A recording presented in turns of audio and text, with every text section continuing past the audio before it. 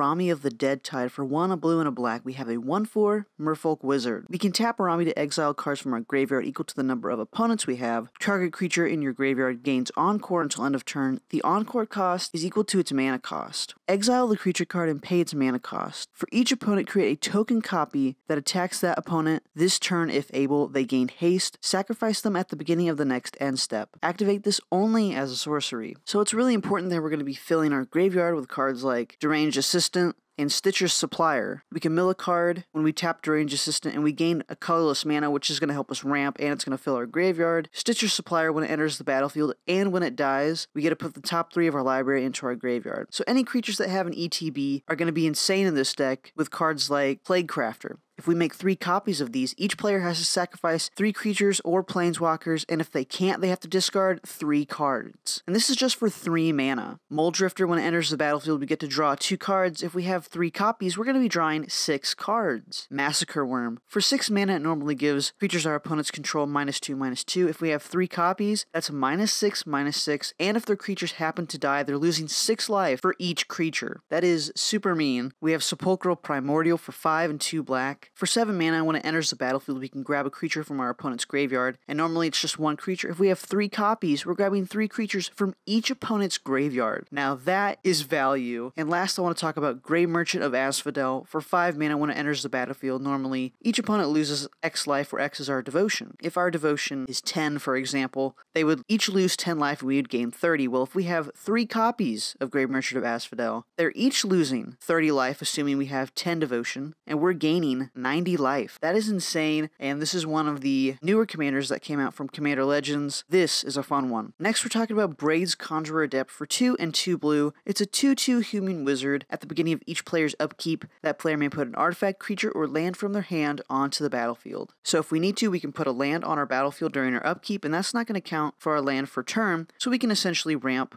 in blue. Or we can put cards on the battlefield like Caged Sun. Normally we'd have to pay 6 mana, but we get to do this for free, and it's going to make all of our islands tap for an additional blue, which is super powerful, and it makes our creatures a little bit bigger. We can play cards like Paradox Haze. We're not going to be able to drop it on the battlefield like our other cards because it's an enchantment, but we would enchant ourselves. We get an additional upkeep, so that means we can drop another creature, artifact, or land onto the battlefield for free. We have Sphinx of Uthun for 7 mana. Normally, when it enters the battlefield, our opponents are going to have to choose from our top 5 cards of our library and separate them into 2 piles. We get to pick one that goes in our hand and the other goes in our grave. We get to do this for free. We get a Fact or Fiction, and we get a flying 5/6 Sphinx. Inkwell Leviathan, normally we were paying 7 mana for a 7/11 Island Walk, Trample, and Shroud creature, but no, we get to do this for free at our upkeep. Diluvian Primordial, when it enters the battlefield, for each opponent we're going to pick an instant or sorcery from their grave and we get to cast it for free. Well, we don't have to pay 7 mana with Braids. We can just drop this during our upkeep. We get to pick 1 instant or sorcery from our opponent's graveyard. This is a super powerful one to have in the deck. We can also copy non-land permanents with Clever Impersonator, which this can copy any of our stuff or our opponents.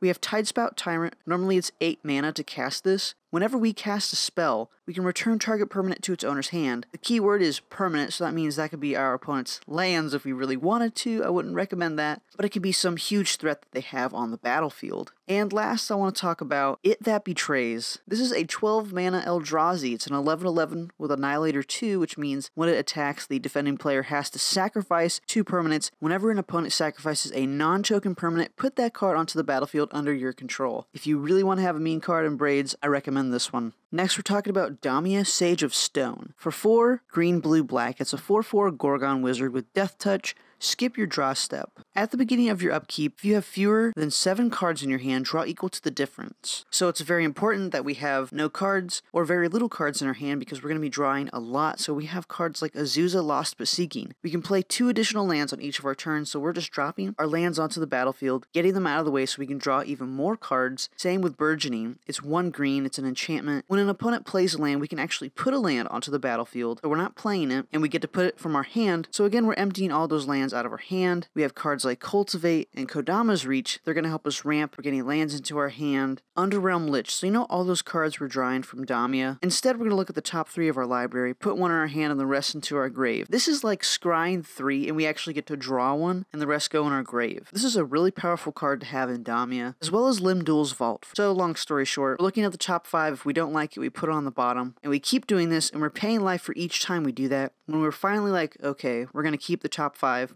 we can do this on an opponent's end step, and we know what we're going to be drawing, and this is a very powerful card. We have Forbid for 1 and 2 blue. It's an instant. It has buyback. We can discard 2 cards, and we can counter target spell. Well, emptying our hand is very important because we can draw even more cards. So discarding is not harmful, and we get to have a counter spell at all times. And last, we're talking about Null Profusion. It's an enchantment. We skip our draw step. Well, that doesn't hurt us because we skip it anyways. Whenever you play a card, draw a card. Sounds good. Your maximum hand size is 2. That's even better because discarding our cards is going to help us draw even more. We get to draw the difference. The next commander we're talking about is Etali Primal Storm for 4 red. It's a 6/6 Elder Dinosaur. When it attacks, exile the top card of each player's library, then you may cast any number of spells from among those cards without paying their mana costs. So we're going to have a lot of ways to have multiple combats with cards like Aggravated Assault, Combat Celebrant, Hellkite Charger, and Morog Fury of Akomh. Getting more combat steps is going to help us exile more cards, cast more cards for free, and definitely do what this deck wants to do, which is go crazy. And as well as Relentless Assault, Seize the Day, and World at War. More combat steps, more cards we're going to be exiling, and last we have Stolen Strategy. It's an enchantment. At the beginning of your upkeep, exile the top card of each opponent's library. Until end of turn, you may cast non-land cards from among those exiled cards, and you may spend mana as though were any mana of any color to cast those spells. So it's like we're getting Atali's attack trigger, except we do have to pay mana for those spells, but at the beginning of our upkeep, we're exiling each opponent's top card of their library. This is just a super powerful card in the deck, and if you love combat, if you love casting all kinds of spells, Etali is the one for you. One of my personal favorites is Quain Itinerant Meddler for a white and a blue. It's a 1/3 rabbit wizard. We can tap Quain, each player may draw a card, then each player who drew a card is going to gain 1 life. Some of the cards you're going to see in a normal Quain deck is Teferi's Ageless Insight. So normally if we would draw a card at our draw step, we ignore this, but every time you draw a card, you're drawing 2 instead. So yes, we're giving each of our opponents the ability to draw, but we're going to be drawing 2 cards just by tapping our commander. We have Kami of the Crescent Moon. This is going to have each player draw an additional card at their draw step. Dictate of the Crewfix, again, same as Kami, each player is drawing an additional card at their draw step. With all the cards that we're drawing, it's really going to pump up Ominous Seas for 1 and a blue. It's an enchantment. When we draw a card, we're going to put a counter on Ominous Seas. We can remove 8 counters and create an 8/8 blue Kraken creature token, and this is going to add up very quickly, and we're going to have huge creatures on our battlefield. So with all the cards that we're drawing, we're going to need ways to have no maximum hand size. We could do this with Thought Vessel. It's going to give us no max hand size, and we could tap it for a colorless, so it's a mana rock as well. And for the win cons of the deck, there's quite a few. We have Laboratory Maniac, Jace Wielder of Mysteries, and Approach of the Second Sun. So if we draw ourselves out, we actually win the game instead. And if we cast Approach of the Second Sun twice, we win the game as well. Maelstrom Wanderer for 5 blue, red, and green. It's a 7/5 elemental. Creatures you control have haste, and whenever you cast Maelstrom Wanderer, you get to cascade twice, which means you exile cards from the top of your library until you exile a non-land card that's less than 8 mana. So it has to be 7 mana or less, so we can cast it without paying its mana cost. And we're going to put the exiled cards on the bottom of our library in a random order and then do it again. So giving our creatures haste is really important because we have cards like Pathbreaker Ibex, which is going to give our creatures trample and +X/+X when it attacks, where X is the greatest power among creatures we control. Well, even if it's from our commander, which is 7, imagine giving our creatures +7/+7. They have haste and trample, so a Pathbreaker Ibex would be a 10/10. Yeah, that's crazy. We have cards like Balefire Dragon. When it deals combat damage to a player, it deals that much to each creature that player controls. When we cascade into cards like Ethereum Horn Sorcerer, we can cascade again. Surak Dragonclaw makes it where our creatures can't be countered and other creatures we control have trample. Sunbird's Invocation, when we cast spells from our hand, we get to reveal the top X, where X is that spell's converted mana cost. We could cast one of those spells with X or less for free. Prime Speaker's Zagana, when it enters the battlefield, it enters with X +1/+1 counters where X is the greatest power. So if that's our commander, that's +7/+7. And when it enters the battlefield, we're going to draw equal to its power. So if this is an 8/8, we're drawing 8 cards. That's insane. And we have cards like Arcanus the Omnipotent. Since our creatures have haste with our commander, we get to draw 3 immediately with Arcanus. And finally, we have to talk about Crystal Shard. We can pay 3 and tap it, or we can pay a blue and tap it.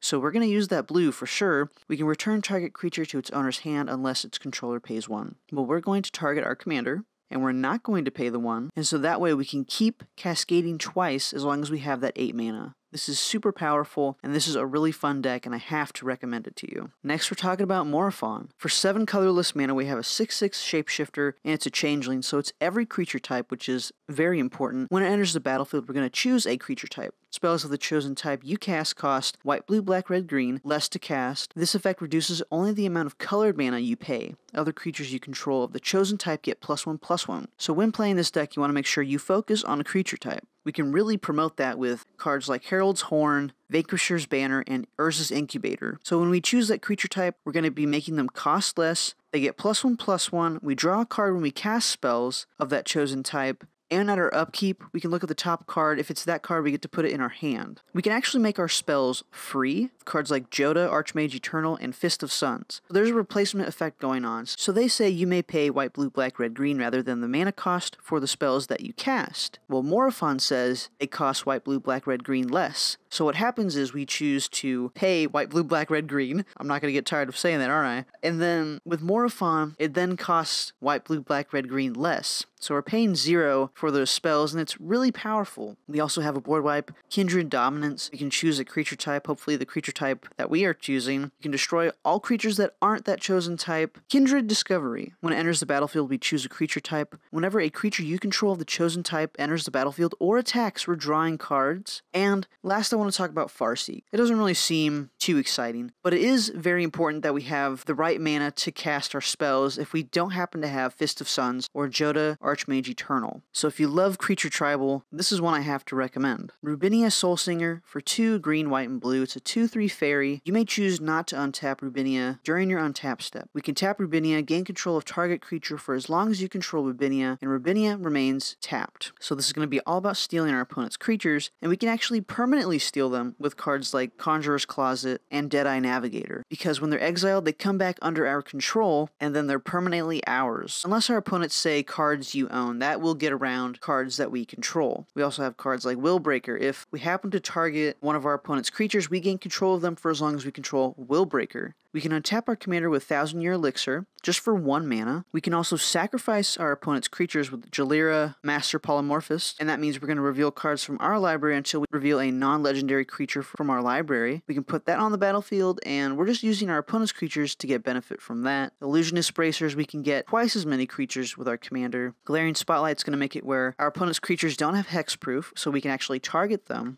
And Progenitor Mimic is going to enter the battlefield as a copy of any creature on the battlefield, so ours or an opponent's. And at our upkeep, we get another token of that creature, and this deck is a lot of fun. Yarok the Desecrated for 2 black, green, and blue. It's a 3/5 elemental horror. It has Death Touch and Lifelink. If a permanent entering the battlefield causes a triggered ability of a permanent you control to trigger, that ability triggers an additional time. So this is Panharmonicon on our commander. So I recommend Panharmonicon because then we're getting 3 times the ETB of what it normally would. We have cards like Lotus Cobra. When a land enters the battlefield under our control, we usually add 1 mana of any color. Well, now we're adding 3 times that much. So if we play a land, when it enters the battlefield, we get 3 mana of 1 color. When Coiling Oracle enters the battlefield, we reveal the top card. If it's land, it goes on the battlefield, and if it's not a land, we're going to put it in our hands. So we have the potential to draw or put 2 lands on the battlefield with our commander. Wood Elves, when it enters the battlefield, we search for a forest card and put that on the battlefield. We can end up doing this twice. Tatyova Benthic Druid, when a land enters our battlefield, we normally draw a card and gain 1 life. We can gain up to 3 life and draw up to 3 cards. Rampaging Balos. Normally when a land enters the battlefield, we create a 4/4 green beast creature token. We can end up doing more with our commander and Panharmonicon. Guardian Project by itself is so powerful, but with our commander, it's going to make it where whenever a non-token creature enters our battlefield, if it doesn't have the same name as another creature we control, which is very likely in commander because it's a singleton format, which means you can't have the same card besides basic lands or cards that say otherwise, we draw a card whenever those creatures enter the battlefield. We can end up drawing up to 2 cards or 3 if we have Panharmonicon and our commander. And last, I want to talk about Avenger of Zendikar. This is a powerhouse by itself, but with other sources giving us multiple ETB triggers, this is going to be an insane one. So if you love value and you love ETB stuff, this is the deck for you. Our last most fun commander is Zada Hedron Grinder for 3 and a red. It's a 3/3 goblin ally. Whenever you cast an instant or sorcery that targets only Zada, copy that spell for each other creature you control that spell could target. Each copy targets a different one of those creatures. So it's very important that we have a lot of creatures, right? And we can do this with Crank Ghost Command, Empty the Warrens, Dragon Fodder. We're making a lot of goblins for very cheap mana. And then what we do is we cast cards like Stun, Renegade Tactics, Fist of Flame on our commander. And then this applies to each one of our creatures. So if we have 4 creatures total, we're drawing 4 cards with cards like Stun. So we can end up drawing a ton of cards and pumping them up a lot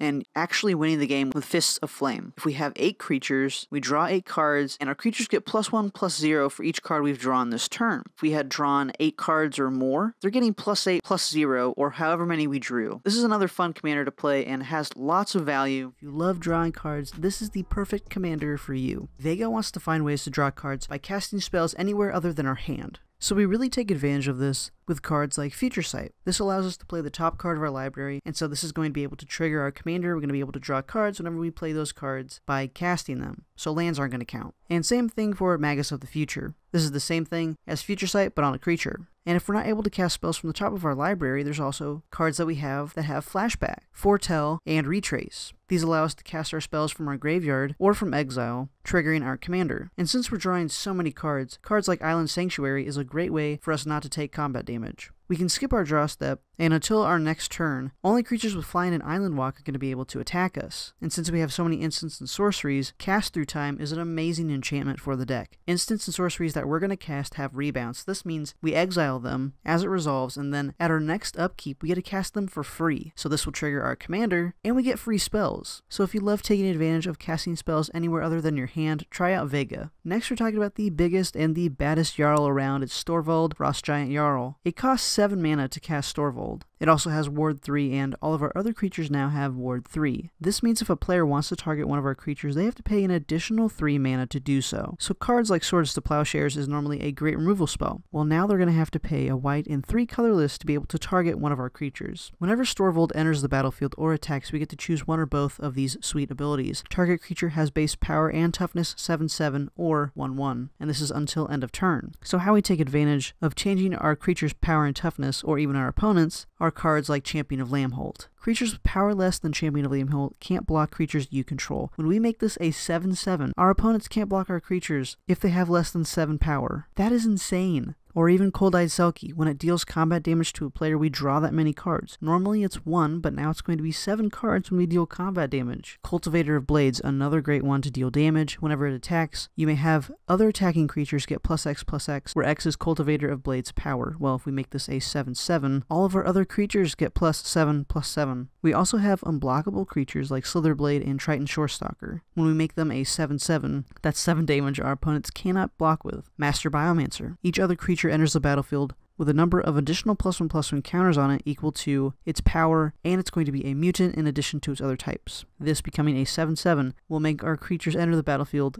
with 7 +1/+1 counters, and those don't go away. This is a really silly deck, and also a great way to protect yourself with Ward 3. If you want a different deck than usual, I really recommend Storvold Frost Giant Jarl. Next, we're going to be talking about Gore Moldrak and Feminologist. This really cares about salamanders because we now have protection from salamanders as well as our permanents. At the beginning of our end step, each player who controls the fewest creatures creates a 4/3 blue Salamander Warrior creature token. So it could end up that we get a salamander at our end step if we control the fewest creatures. But more importantly, we're going to be turning almost every creature into a salamander, so our opponents can no longer swing at us with their creatures. So we have Amoeboid Changeling. We can have target creature gain all creature types. So now salamander is included in that. There's also Image Crafter, where we can tap this creature, choose a creature type other than Legend or Wall. Target creature's type becomes that type until end of turn, so we'll choose Salamander. Or we can have Mistform Mutant. For 1 and a blue, we can choose a creature type other than Legend and Wall, and that creature becomes whatever type we choose, and we don't have to actually tap this creature to do so. So the point of this deck is we're avoiding combat, we're making each other player hit each other, or if we're the one that ends up with all the Salamanders, we can start changing control of who has those creatures. For example, Daring Thief. When it becomes untapped,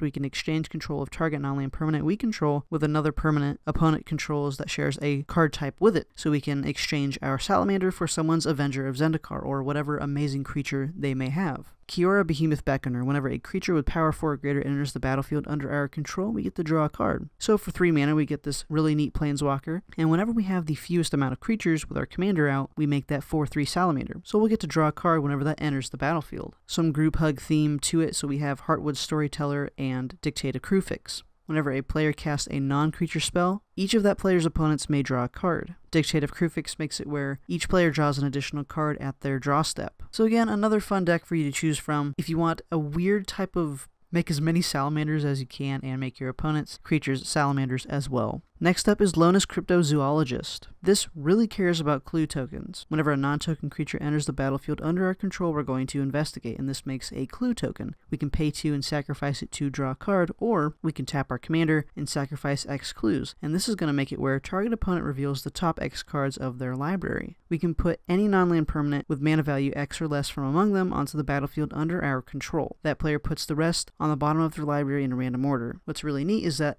we could get a non-token creature from their library and put it onto our battlefield and make a clue token, and creating more clue tokens for later turns for Lonis. So you're going to see that this deck has 42 creatures in it, because we really want to have ways to make those clue tokens. For example, we have Mana Dorks. For only 1 green mana, we have Arbor Elf and Llanowar Elves. This will help us ramp and also trigger our commander for more clue tokens. There's also Erdwall Illuminator. Whenever we investigate for the first time each turn, we get to investigate an additional time. So whenever we play those Mana Dorks, we actually get 2 clue tokens. You'll find that some of the creatures in this deck are also ways that we can have removal. So we have Reclamation Sage, Acidic Slime, Man of War. These are all ways to return and destroy permanents of our opponents. A great way to start drawing cards is Primordial Sage. Whenever we cast a creature spell, we can draw a card. Same with Beast Whisperer, for a lot cheaper of mana as well. And like I said, we have 42 creatures in here. It's very likely we're going to be drawing a lot of cards. Shrieking Drake is probably one of the best cards in this deck. For 1 blue, we have a 1/1 flyer, and when it comes into play, or when it enters the battlefield, we can return a creature we control to our hand. Well, Shrieking Drake can be that target. So for 1 blue, while we have our commander out, we make a clue token when this enters the battlefield, and we can return it back to our hand. So if we just need clue tokens and we have the blue mana to cast this over and over, we're going to have a lot of clue tokens to start looking into our opponent's library. It looks like we're just talking about weird and fun decks this video so far, but Lonis is a different one, and I highly recommend it. The last commander we're talking about is Selvala Explorer Returned. This really cares about Parlay. We can tap it and each player reveals the top card of his or her library. For each non-land card revealed this way, we're going to add a green mana and we're going to gain 1 life. Then each player draws a card. So this is definitely a group hug deck, or at least how I built it, and we're wanting ways to untap Selvala. And we can do this with Instill Energy. We can pay 0 to untap our commander, but we can only use this ability once each turn. It also gives our commander haste, which is really nice. There's Nature's Chosen. Again, we can pay 0 to tap and untap our commander, but again, we're just focused on the untap part. There's even one-time spells like Roar of the Caw, where we can untap all the creatures we control for 1 and a white. There's Emerald Charm. For 1 green, we can untap target permanent, and then we have Ornamental Courage for 1 green. We can untap target creature, and it gets +1/+3.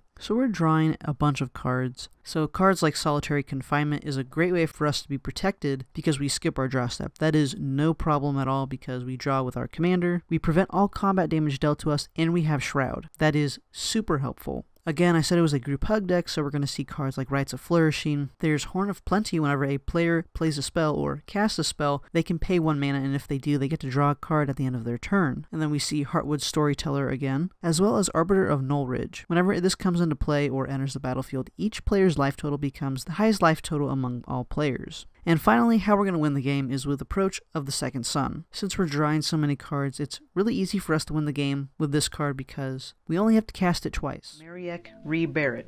When we tap her, we gain control of a creature as long as we control Mariek. When she leaves play or becomes untapped, we have to destroy that creature. By herself, it's an okay card, nothing to freak out about, but you can add silly cards that untap her, and there are a lot. Freed from the Reel, Vizier of Tumbling Sands, Penim's Aura, and Fate Stitcher. So we can effectively destroy our opponent's board full of creatures with this untapping, or just take a huge creature of theirs that they thought they could use against us. But remember, when she's untapped, we have to destroy the creature we're controlling with her, unless we have cards like Darker Valkyrie, Restoration Angel, Cloud Shift, and Conjurer's Closet. All of these cards make it to where they get exiled and come back under our control. So we can then untap Mariek, and the creature we exiled won't be destroyed because it's a new object. So let's be nice to our opponent, give them some time to say goodbye to their creatures because it's the nice thing to do.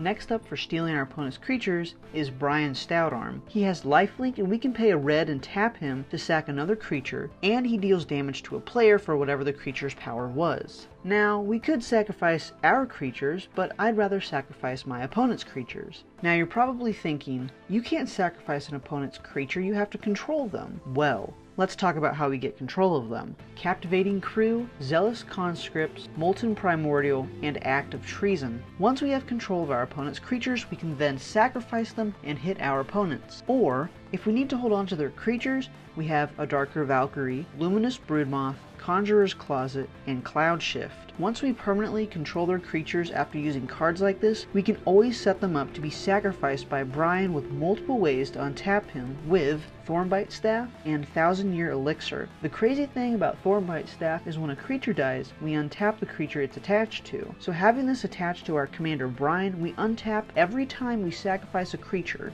And as long as we have a red mana available, we can do this so many times and it makes our opponents sad.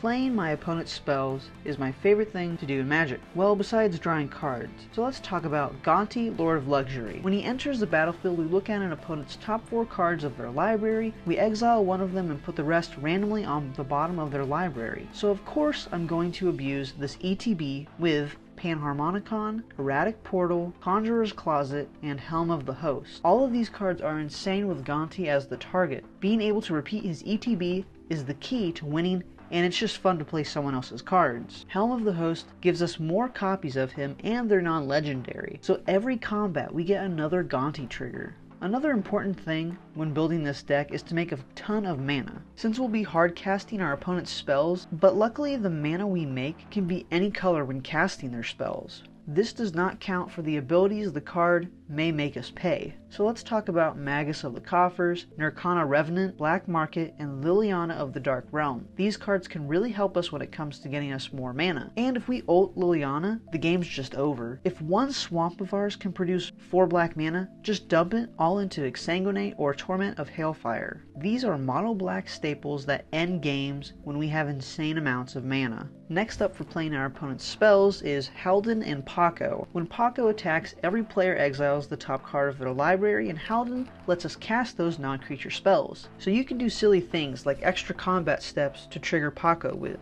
We have Aggravated Assault, Hellkite Charger, Savage Beating, Seize the Day, and we can even go infinite with combat steps with Aggravated Assault and Savage Ventmaw. When we want to cast more spells, we can untap our mana at our end step with Wilderness Reclamation. And this is nice because we have all of our exiled cards and it's just like an extra hand. Getting more mana really helps out with all the spells we have to cast. This next category I didn't know how to label, so let's just go with different but cool. Hirobi, Death's Wail. He says when a creature becomes the target of a spell or ability, that creature is destroyed. So you can imagine the silly spells that are in this deck. Tragic Slip, Defile, Aphotic Wisps, and Blade Brand. We can target our opponent's creatures for 1 or 2 black mana and they die. But not just removal spells can do this. If any creature tries to get an equipment or an enchantment, they die. I was confused by this at first because when I think of targeting, I think of destroy target creature. But no, when you go to equip or cast an aura on a creature, you are targeting them. So be careful if you try to target Hirobi because he will be destroyed as well. His trigger can also be effective on him. So if our opponents have an ability that targets any creature, it's going to be a rough game for us.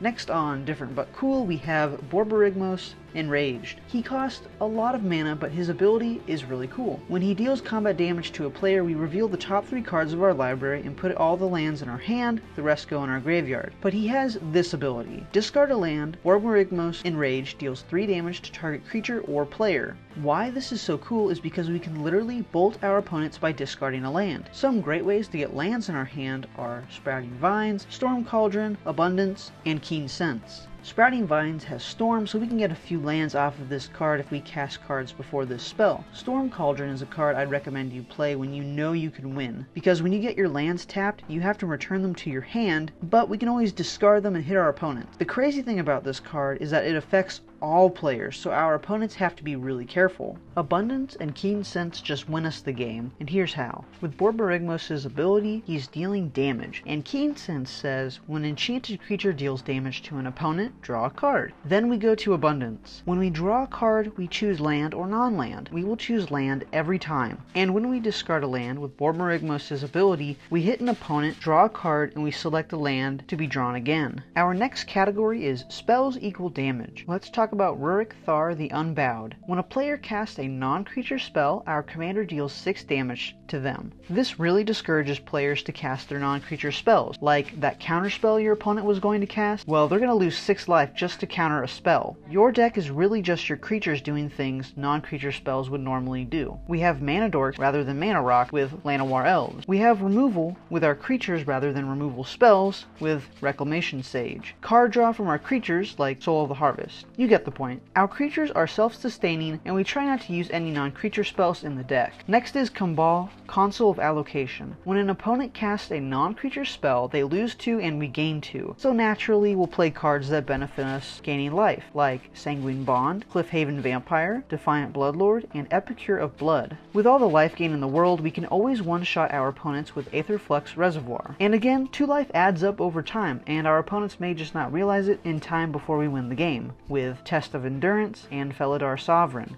Those cards are based on our life total, but with all the life gain, it's easy to have 50 or more life when playing this deck. Our last category is Hugs, with Kanios and Tiro of Meletis. This is a great example of a Hugs deck. At our end step, we draw a card and we put a land from our hand into play.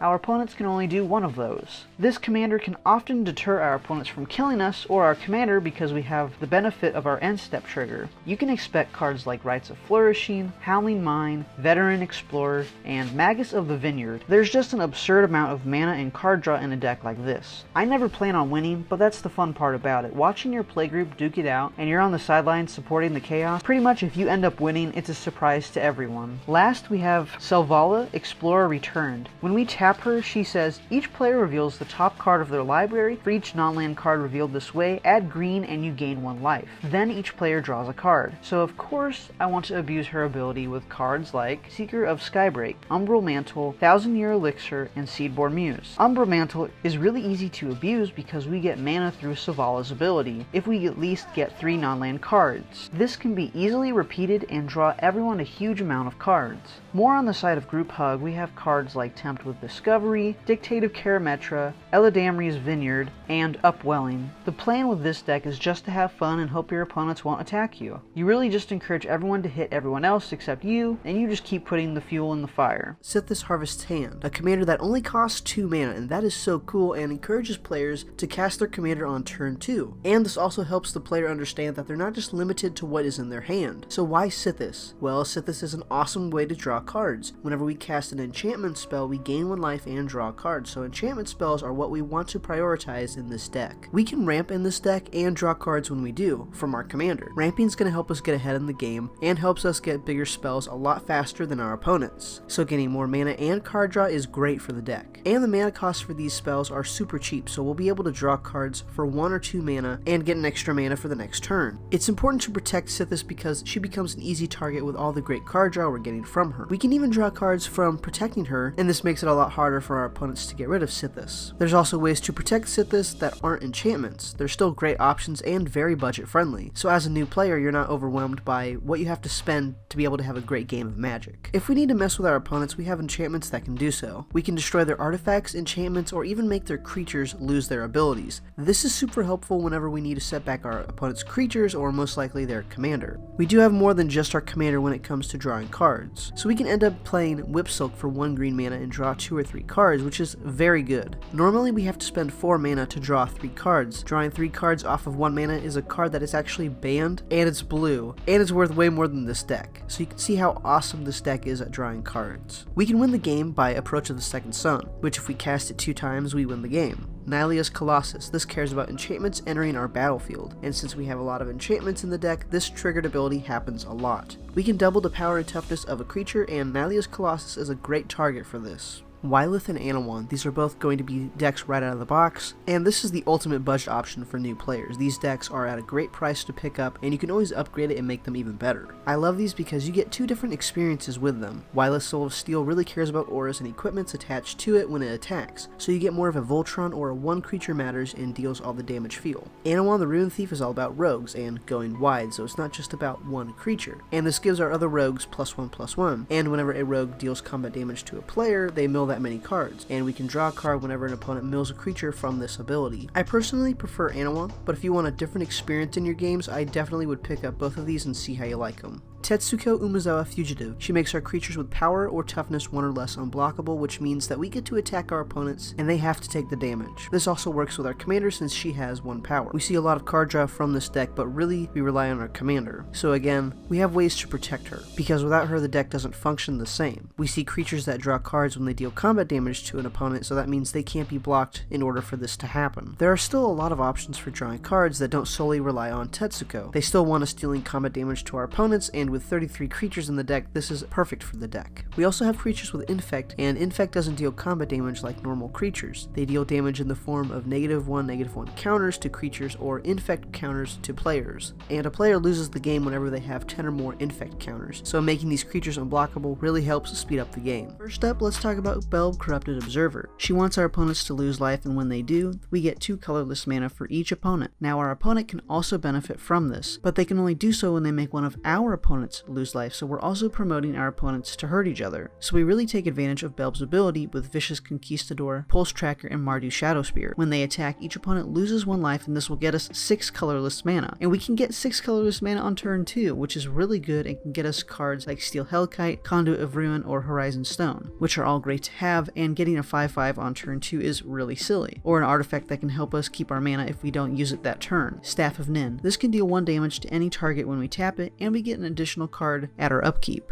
Baleful Force. This is another great way to draw cards, and it's a budget Phyrexian arena. It's also a 7/7, which is helpful, but with the 3 black mana in the casting cost, that can be a little difficult to cast sometimes, so we have mana rocks like Arcane Signet, Talisman of Resilience, and these can help us be able to cast it if we don't have enough swamps at the time. So if you love silly amounts of mana, and sillier stuff to cast with it, you're gonna love Belb as your commander. Borgwarigmos Enraged. Imagine if your lands became lightning bolts. Now that's possible with our commander. It's also a 7/6 with trample, and whenever it deals combat damage to a player, we're going to reveal the top 3 cards of our library and put all lands into our hand and the rest into our grave. If we discard a land, Borgwarigmos deals 3 damage to a creature or a player. Since we're discarding so many lands, we can have Raminamp Excavator. This lets us play our lands from our grave, and it's going to save more lands to be in our hand to deal 3. Illusionist Bracers lets us double our commander's ability, so if you thought 3 damage was silly, try 6 for 1 land being discarded. Basilisk Collar can give our commander Death Touch, which is really good, because it specifies that he is dealing the damage to a creature, so we're going to instantly kill creatures when we discard a land and that target that creature, even if it's still 3 damage. Barrel Down Sokenzan. We can return any number of mountains to our hands, and Barrel Down is going to deal damage to a creature equal to twice the number of mountains returned. This is an awesome one to get us more lands to our hand, and we can take out a creature as well. We ultimately win the game when we have a combo like Abundance and Keen Sense. When our commander deals damage to an opponent, we draw a card, and we're dealing damage to our opponents when we discard a land, and we choose to target a player. Abundance lets us choose a land or non-land when we go to draw a card, so we'll choose land and eventually kill all of our opponents. So if you love a different way to play Magic, this is the one for you. Brina the Demagogue. We want players to hit each other, and when they do, they draw cards, and we get counters. More specifically, they have to hit an opponent that is not us and doesn't have the lowest life total. The cool thing is that we can be this player, so we can draw and still get counters. So this is definitely a group hit each other deck. Orzhov Advocates. This promotes giving our opponents and us counters if they don't attack us, so their creatures get bigger and ours as well. Hopefully they'll swing at each other. Windborn Muse and Ghostly Prison. This is going to help us not be attacked by making players pay 2 mana for each creature when they attack us. Martial Impetus and Parasitic Impetus. We promote combat with these, and they can't attack us if able. We're going to make their creatures bigger, and they're going to hit our opponents, so hopefully our opponents will kill each other before they kill us. Court of Grace and Court of Ambition. I like these because Monarch is now in the game, so even if our opponents decide to hit us, that means they become the Monarch, and this opens up for more of a political game. So if you love helping players kill each other, try this one out. Chatterfang Squirrel General. Tokens, and even more tokens. You can build this in a lot of ways, and I prefer making as many tokens as possible, because Chatterfang gives us squirrels when we make a token, so imagine Verdant Force, normally an okay card that gets us a Saproline at each upkeep. Now we get a Saproline and a squirrel when we have our commander. Awakening Zone. At our upkeep, we get an Eldrazi, so we can sack that to get a colorless mana. This is one of my favorite ways to ramp in the game. Ogre Slumlord. Whenever a non-token creature dies, we make a rat token, and those rats have Death Touch, so it's going to help us likely not be swung at when we have these creatures. Avenger of Zendikar. You get the point. Make as many tokens as you can, and then Blood Artist, Vulcanwrath Noble, and Zulaport Cutthroat. We go all out on Aristocrat on our opponents and sack our creatures with either Chatterfang's ability or Carrion Feeder and Viscera Seer. So we can deal a huge amount of damage with all the tokens that we have, or overrun. We give our creatures +3/+3 in Trample. Imagine 4/4 squirrels with Trample attacking you. That's nuts. Edric, Spymaster of Trest. Whenever a creature deals combat damage to one of your opponents, its controller may draw a card. So a little similar to Brina, encouraging our opponents to not hit us and hit each other. I personally like building hug decks so we can add Kami of the Crescent Moon and Dictate of Krufix. This is even more card draw, and things get out of hand really quick with these. Rites of Flourishing. This is another great hugs card that lets players play an additional land, and they get to draw an extra card. Heartbeat of Spring and Dictate of Karametra. This is going to double the amount of mana players should be making. Keyword is should. With all the extra mana that we're getting, huge spells are going to come out a lot faster than they should. Collective Voyage is a neat one. Each player can pay mana into this, and all players get that many basics onto the battlefield tapped. Howling Mine and Font of Mythos, another great way for drawing cards, and by now players should love us. That is my hope anyways. Braid's Conjurer Adept, a great commander and also a great card for the 99. You can put an artifact, creature, or land from your hand onto the battlefield as well as your opponent. So with all the favors we're doing for our opponents, there is a hope that we aren't the first player out of the game, but if you love chaos and you don't care about winning, this deck is one I have to recommend. Ezuri Claw of Progress. You want power 2 or less creatures to enter the battlefield under your control, and when they do, you get an experience counter. At the beginning of your combat, you put X +1/+1 counters on another target creature, where X is the number of experience counters you control. This is going to add up quickly with our mana dorks like Llanowar Elves and Elvish Mystic. These are going to help us ramp, and we're getting an experience counter from them. Fathom Mage lets us draw a huge amount of cards. When counters are put on her, we draw that many cards. Gyre Sage, we get a green mana for each 1/1 counter on it, so this is a great way to ramp us as well. Herald of Secrets. Now all the creatures we control with +1/+1 counters on them are unblockable, so imagine a 9/9 Cold Eye Selkie with unblockable. Huge amount of cards that we're going to draw, and a huge amount of damage. So small creatures make a big difference, especially with our commander. Even if we put Ezuri back into the command zone, we're going to still keep those experience counters. Kanaios and Tiro of Meletis. This is another great group hug deck, but now we have white and red added to the mix, so we can add Quain, Itinerant Meddler, which can help with card draw for all players, and they gain 1 life. Humble Defector, this lets us draw 2, and then we can pass it on to an opponent, they get to draw 2, and then they pass it on. Fractured Identity, one of my favorite cards in a deck like this. Imagine creating a copy of Howling Mine for each opponent. Trust me, it's silly. Mana Flare, it's similar to the green enchantments that let us double our mana, but it's red. It's hard not to mention the previous cards that we talked about in Edric's deck, but any kind of card that promotes more card draw and more mana, it's really good in this type of deck. Mael the Anima. If you love cheating out huge creatures, you just found the right commander. We can pay 6 mana and look at the top 5 cards of our library and get a creature with power 5 or greater onto the battlefield and put the rest onto the bottom of our library. So we really take advantage of cheating these creatures out. What's nice is that we're not casting them either, so our opponents won't be able to counter these creatures. Some of the huge creatures we have are Blazing Archon. It's usually a 9 mana spell, but we can cheat it out with Mael's ability for only 6. It's a 5/6 flyer with creatures can't attack you. This is great because 1, our opponents can't attack us, so they're going to hit each other. 2, this still allows us to attack, and 3, it's going to postpone the potential damage we would be receiving. Molten Primordial. This is another great creature to cheat out, and when it ETBs, we gain control of 1 creature each opponent controls. We get to untap them, and they gain haste until end of turn. This is a powerhouse of a card, and it also has haste itself. Challenger Troll. It may not look like much because it's only 5 mana, and we'd essentially be paying 6 for a 5 mana creature if we use Mael's ability, but it says each creature you control with power 4 or greater can't be blocked by more than 1 creature. This is an amazing card when our creatures have trample, because if our opponents try to block with a chump blocker or a smaller creature like Llanowar Elves to our Garruk's Horde, we are still dealing them the leftover damage not blocked. We can give all of our creatures trample with Aggressive Mammoth. This is an 8/8 with trample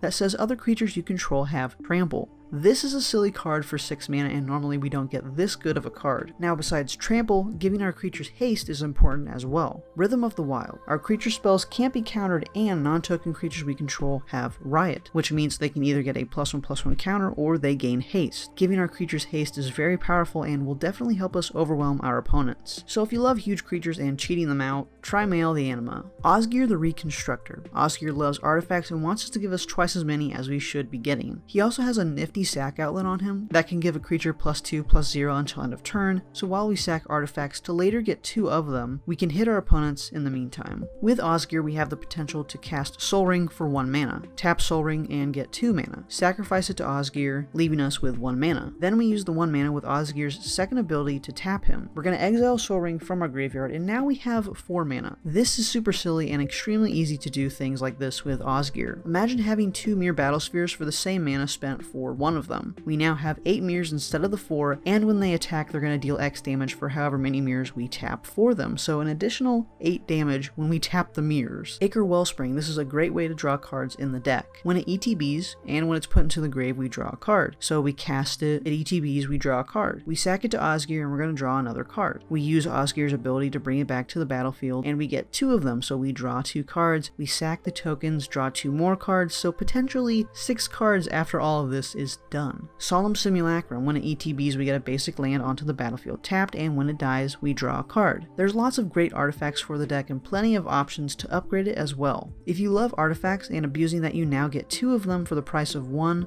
try out Osgir. Veyran Voice of Duality. Instants and sorceries are great, but now let's make them even better. When we cast or copy an instant or sorcery, if that triggers a permanent we control, we will trigger that permanent's triggered ability an additional time. So with Veyran, it has Magecraft, and this is a triggered ability. When we cast or copy an instant or sorcery, Veyran gets +1/+1, or in this case, +2/+2. Swarm Intelligence. Whenever we cast an instant or sorcery, we can copy that spell. So with our commander, we can do this twice. Yikes. Young Pyromancer. Whenever we cast an instant or sorcery, we're going to create a 1/1 red elemental creature token, which is normally super good, and now that we get 2 1/1s is even better. So we can pay 1 blue for opt, scry 1, draw a card, and then we make 2 1/1s.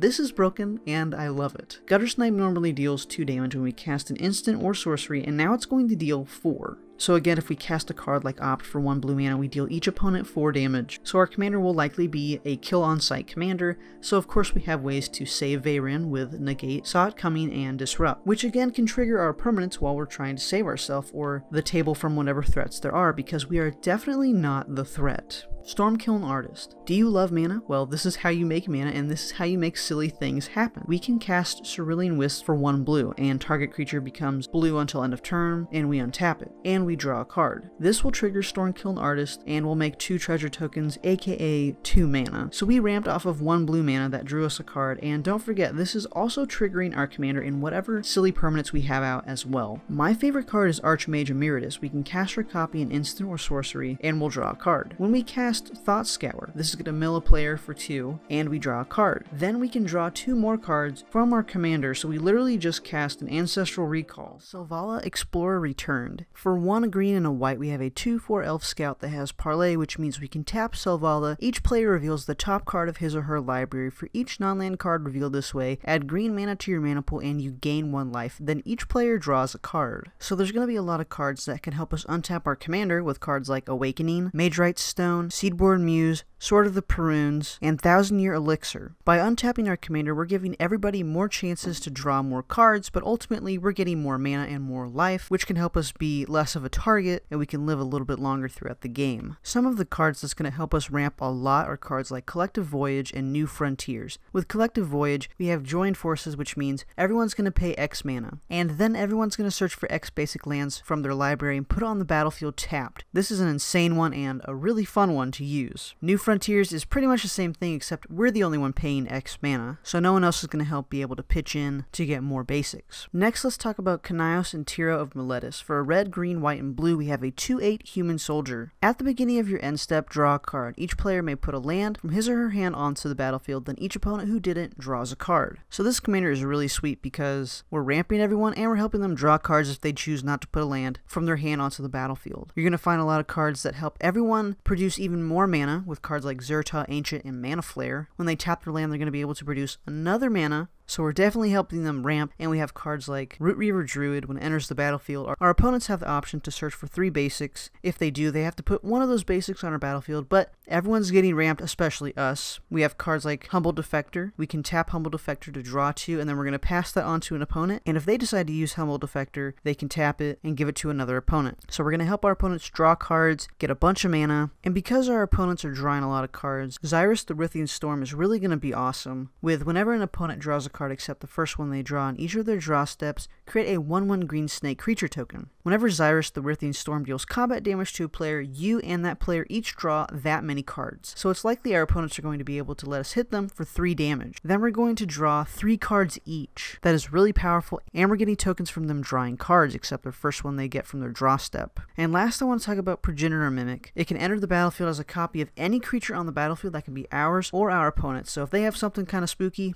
we can take care of that and have a copy of our own. Next, we're talking about one of my favorites, which is Quain Itinerant Meddler. For white and a blue, we have a 1/3 Rabbit Wizard. We can tap Quain, each player gets to draw a card, and if they do, they gain 1 life. So we can have everybody drawing a ton of cards with cards like Walking Archive, Dacra Mystic, and Folio of Fancies. Ultimately, in this deck, we want everybody drawing as much cards as possible, and we can even pump up their creatures with Orzhov Advocates. At our upkeep, each player can choose to put 2 +1/+1 counters on their creatures, and if they do, they can attack us during their turn until it's our next turn. So this is going to help us live a little bit longer, and we can help everyone ramp with cards like Oath of Lieges. During each player's upkeep, if that player controls fewer lands than target opponent, that player may search his or her library for a basic land card and put it onto the battlefield, and then they have to shuffle afterwards. So this is like land tax, except we're only getting 1 basic, but this again is very powerful, and it's going to help everyone ramp if they need it. Noble Benefactor. When Noble Benefactor dies, each player may search their library for 1 card and put it into their hand. So everyone gets a free tutor if this card dies, so if we hit our opponents with a 2/2 and they decide to block, everyone gets to tutor for 1 card, and this is awesome. Fractured Identity. I put this one in here because if we have a card like Halley Mine out on the battlefield, we can exile it, and then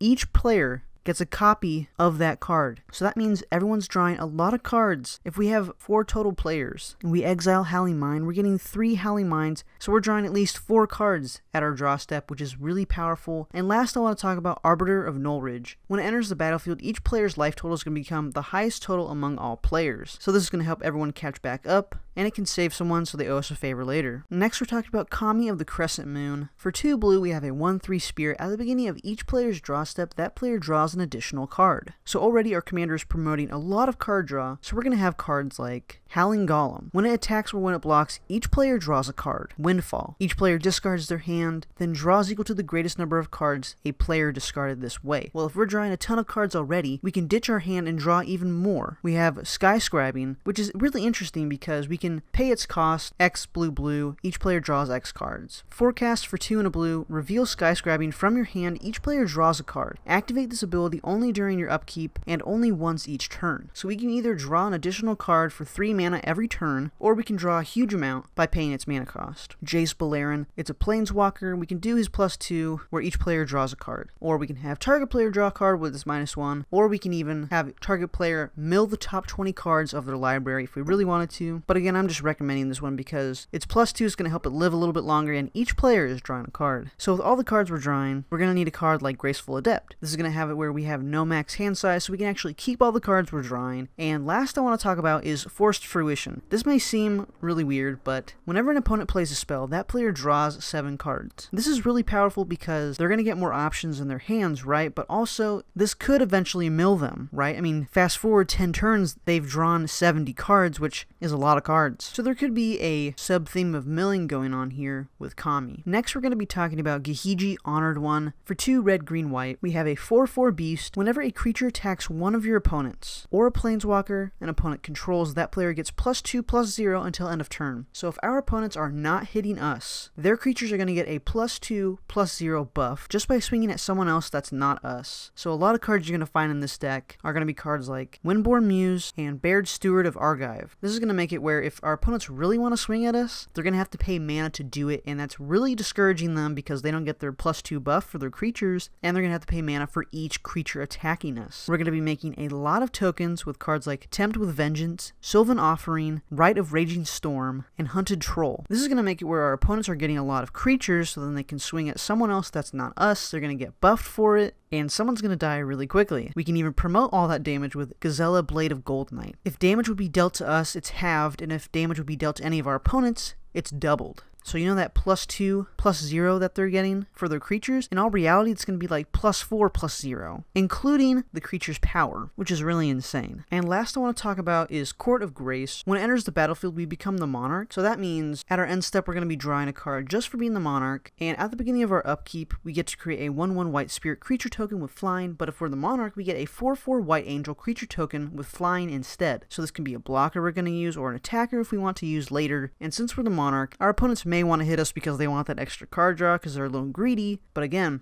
they're not getting that +2 buff, and they're going to have to pay mana for attacking us. Next, we're talking about Edric, Spymaster of Trest. For 1 green and a blue, we have a 2/2 elf rogue. Whenever a creature deals combat damage to one of your opponents, its controller may draw a card. So kind of like Gahiji again. If they're not hitting us, they're going to be drawing cards. So with all the card draw we're giving our opponents, there's a lot of ways to ramp them as well with cards like Veteran Explorer, Temple of Discovery, Shizuko, Caller of Autumn, and Rites of Flourishing. We're going to be giving them a lot of lands on their battlefield, so hopefully they're not going to be swinging at us. And we're also giving them extra mana that they can use throughout their turn. We can give them more card draw with cards like Heartwood Storyteller. Whenever a player plays a non-creature spell, each of that player's opponents may draw cards. So everyone's drawing a lot of cards, and this can be really scary. Heartbeat of Spring, Magus of the Vineyard, Dictate of Karametra, and Collective Voyage. Again, more mana if they tap their lands. Everyone can pay into Collective Voyage and get a bunch of basics from their library, and we're giving them more mana with Magus of the Vineyard. So they're going to be ramped and draw a bunch of cards, so this game will get crazy. The last commander I want to talk about is Braid's Conjurer Adept. For 2 and 2 blue, we have a 2/2 human wizard. At the beginning of each player's upkeep, that player may put an artifact, creature, or land from their hand onto the battlefield. So everybody's going to be drawing a lot of cards with cards like Well of Ideas, Dictate of Crewfix, Howling Mine, and Font of Mythos. If you love card draw and helping everyone else draw cards, these are really powerful ones.